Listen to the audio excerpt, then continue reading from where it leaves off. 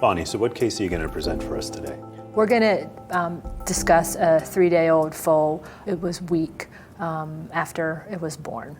How often do you utilize SAA in your evaluation of weak neonates, and what does an increase in your SAA in these cases signify to you? When I'm presented with a weak foal such as this, my typical diagnostics is a good physical examination, and then we do blood work, including an SAA.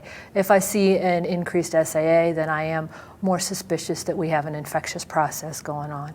That said, though, some foals, in the case of this foal, it was weak, but it had a 0 SAA. We started our treatment, our typical course of antibiotics, and then continued to monitor and follow along the SAA values. And if your SAA was 0 to begin with and you've instituted antibiotic therapy, what are you looking for when you're monitoring over the next few days? What I'm looking for is a rise in that SAA, and I'm also looking for is the foal clinically, improving. In this case, the foal over the next couple of days started to get stronger, is able to get up and down on its own. But then when I repeated an SAA, it increased up to 31. And just because of the history of the foal coming in weak, I went ahead and we did some further diagnostics, and we did an ultrasound of the chest and of the abdomen, and all that was normal. So we just continued and stayed on our course of treatment.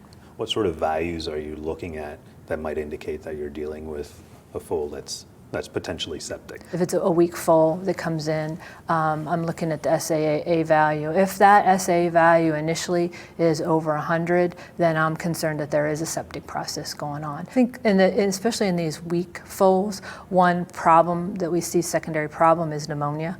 And oftentimes, that's what the SAA will start creeping up. And so, for instance, for this foal, it went up to 31, and I went ahead, and that was the first area I looked. Listened to the lungs very well, and we ultrasounded the chest to see if there was any changes on the lungs. Great. Thanks, Bonnie. You're welcome, Rodney.